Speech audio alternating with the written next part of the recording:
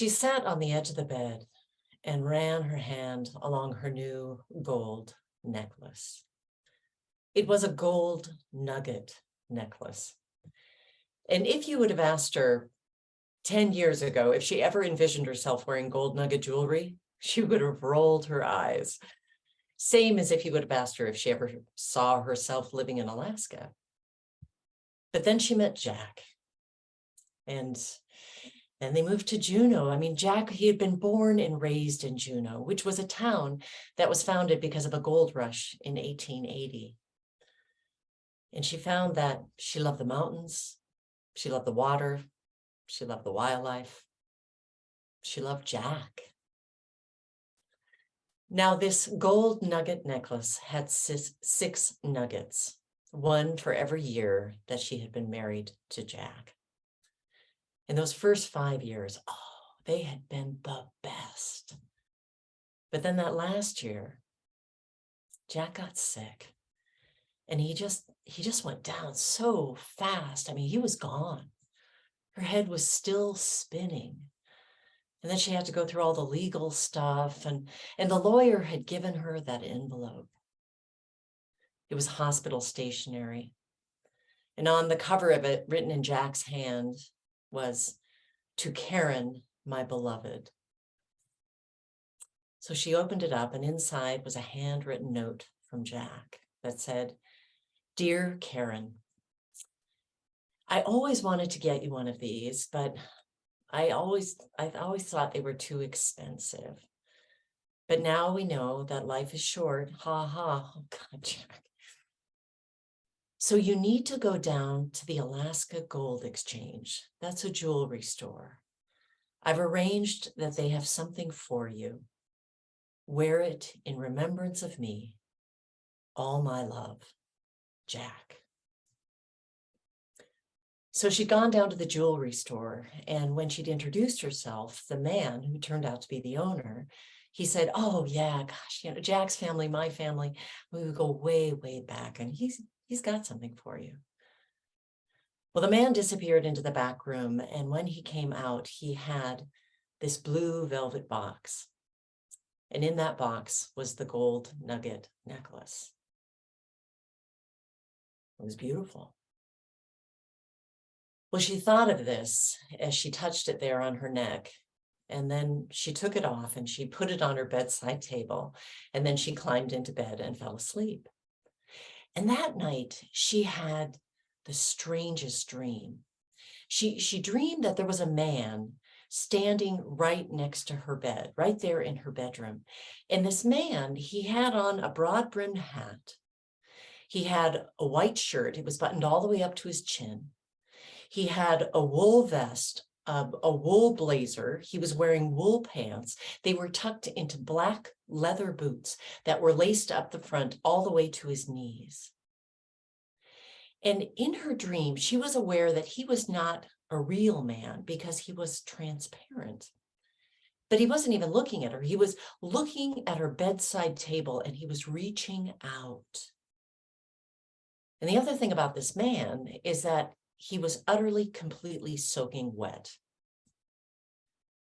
Well, when Karen woke up the next morning, she just dimly remembered her dream, and she swung her feet out of bed and put them down on the rug next to her bed and discovered that it was utterly, completely soaking wet. Where did this water come from? There had been no water on her bedside table. It hadn't come from the ceiling, thank goodness. So she scooped up her rug and she carried it dripping into the bathroom. And it was then that she was struck by this smell, this briny smell. It smelled of the sea, of salt water. But she rinsed off the mat. She left it to dry there in the tub. Well, that night, she took off the necklace, put it on her bedside table, climbed into bed, and fell asleep. She had the same dream. But this time, the man in the broad-brimmed hat, she could see his face much more clearly. He had clear eyes that were tinged with sadness.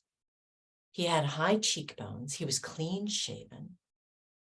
And again, he wasn't looking at her. He was looking at her bedside table and reaching forward.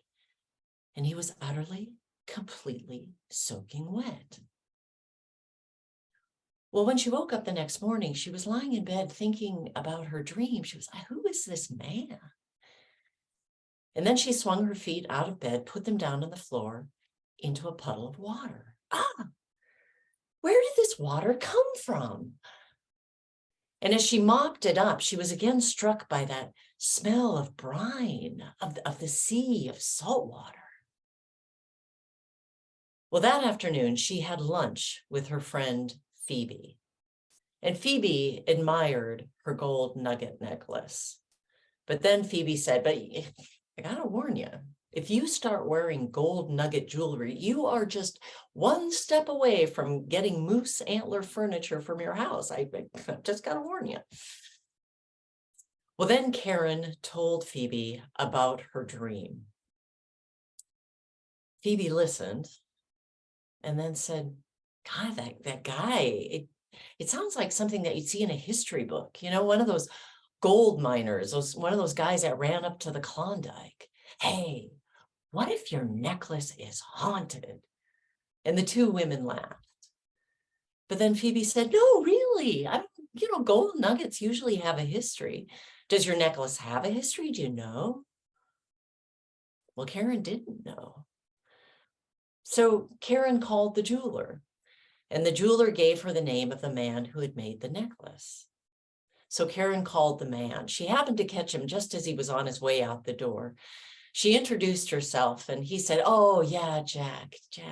His family, my family, we go way, way back. And he wanted that, especially for you. And then the jeweler went on to explain that when he made a gold nugget necklace, it was important to realize that no human hand made that gold nugget. It was shaped by where it grew in the earth. So every smooth spot, every dimple, every ripple, it had a story. So when he worked with gold nuggets, he liked to just string them on a simple gold chain. He said, I like to let the gold speak for itself. And then the man added, and those gold nuggets came from that salvage operation on the St. Marie, the one that was going on a couple of years ago. Well, she wanted to ask about the St. Marie, but the man then said, hey, I'm sorry, I gotta go. And he hung up. Well, that night, Karen got together with her friend Phoebe. And so she asked Phoebe, well, what can you tell me about the St. Marie? And Phoebe thought, God, wasn't that one of those steamships sailed out of Skagway in gold rush time, sank? Hey, let's look it up. So Karen got her laptop and they typed into the search engine, St. Marie, steamship, Skagway, sank. Boom, it was a hit. That 2 years before, the United Marine Salvage Company had done a dive operation on the St. Marie. The St. Marie was indeed a steamship. It had sailed out of Skagway late in the season in 1901, 107 souls on board. Hit a rock, ripped a huge hole in the hull. The ship had gone down in 20 minutes. And the only people who survived were the few that were able to get onto the one lifeboat they were able to launch. The survivors described that on board, on the deck, it was chaos, and how miners were running back to their staterooms, grabbing their gold, bringing it out on deck, and discovering that there was no lifeboat for them to get into. They put the gold in their pockets, and then they jumped overboard, thinking they would swim to shore. But the gold was so heavy, it took them straight to the bottom.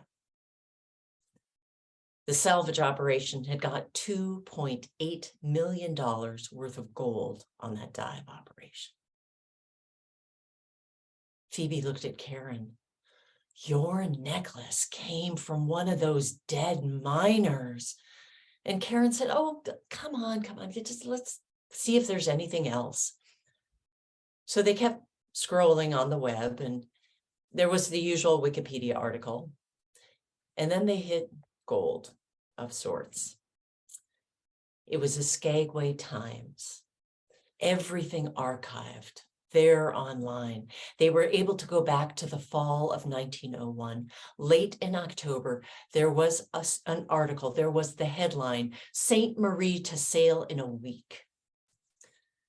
The article went on to say that the Saint Marie was going to be the last steamship sailing out of Skagway that season. If you wanted to get out of the North Country, you had to be on that vessel. And they anticipated that there were going to be a lot of miners that had come out of the Klondike on that ship going south. There was a picture of the Saint Marie. It was tied up at a wharf there in Skagway. There was a horse and a wagon and some crates and some barrels.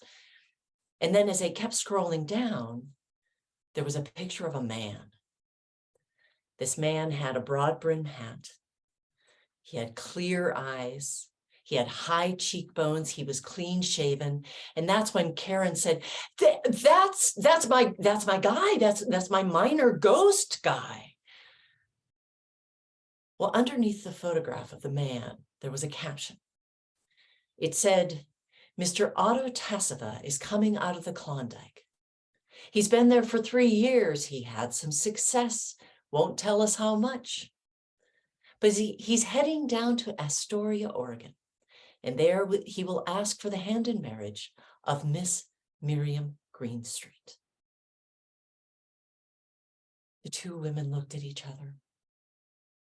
Otto never got back to Miriam. And then Phoebe thought, what happened to Miriam? And so she quickly typed in the line into the search engine, Miriam Greenstreet, Astoria, Oregon, 1901. Nothing. The two women agreed that really would have been too good to be true. I mean, Miriam, she must have gotten married, changed her name, moved away. And then Phoebe typed into the search engine, Miriam Greenstreet, cemeteries, obituaries, Oregon. Boom. There was one hit. In the Milwaukee Pioneer Cemetery in Portland, Oregon, there was a Miriam Greenstreet. The years of her life were listed as 1881 to 1911. That would fit. Well, as luck would have it, Karen was headed down to Portland. She was going to be visiting her good friends, Anne and Norm. So when she was visiting them, turns out they did not live far from the Milwaukee Pioneer Cemetery. So Karen slipped away one afternoon, all by herself, made her way over to the cemetery. It was a big cemetery. The city had grown up all around it. She didn't know where to begin. And so she found the caretaker's building, knocked on the door. There was a hello. She opened the door and there was a man sitting behind the desk. The man said, oh, a visitor. Will you sign our guest book? She said, a guest book in a cemetery? He said, well, we don't get many people who come here and then, leave. So she signed the guest book. She put her name, Juneau, Alaska, and put her email. And then the man asked, who are you here for? She said, I'm looking for a Miriam Greenstreet. Oh, weeping Miriam. Weeping? Well, she's a minor celebrity around here. I don't like to say that too loudly. The other spirits get a little jealous. But they say that the love of her life went off to the gold fields or off to sea or something. Anyway, never came back. She died of a broken heart. And as for why they call her weeping, well, you'll see. The caretaker drew her a map of how she could find Miriam Greenstreet's tombstone. And so as she walked through the cemetery, Karen was suddenly struck by,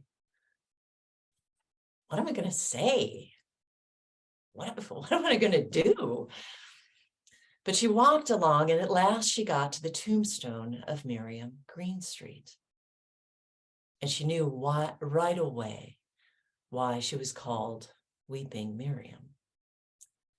You see, the tombstone was made of marble, and it came up, and at the top there was a little neck, and on the top of that neck there was a cross. But looking at all the other tombstones, all the tombstones around were dry. But Miriam's tombstone was wet. There was some liquid streaming down the surface of this tombstone. And whereas you'd expect that maybe the plants and the grass around the base of the tombstone would be lush and full because of all this moisture, they were not. They were dead, as though whatever the liquid was that came off this tombstone was not fresh water, but maybe salt water. Tears. Well, Karen looked at the tombstone and she put her hand on that gold nugget necklace. And then she said, Miriam, if you can hear me, I hope you can hear me. Both you and I lost men that we dearly love. And my husband, Jack, oh, he wanted me to have this gold nugget necklace. But I know that your love, Otto, he wanted you to have this gold. So I'm going to give you this necklace. And she undid the clasp of the gold nugget necklace and she stepped forward and she went to clasp it around that little neck at the top of the tombstone. And as she did that, she was struck by this intense smell, this briny smell of sea, of salt water. But she clipped the necklace there and then she stood back. And then the necklace, bloop, it fell off, it fell to the ground. Oh. She picked it up, she stepped forward once again and clipped it around that little neck at the top of the tombstone. And as she stepped back and looked at it, it again fell off, fell to the ground. She picked it up, she looked at the clasp, looked fine. She tried it around her own neck, and it held. And she put her hand on that necklace, and she looked at the tombstone of Miriam Greenstreet and said, "Thank you." She was 2 weeks back in Juneau when she received an email from the caretaker of the cemetery. The email, it was short and sweet, but it said, "Hello, I hope you enjoyed your visit. You know, I have been caretaker here for a long, long time, and I never thought I'd see the day, but I just thought you might want to know that the tombstone of Miriam Greenstreet weeps no more."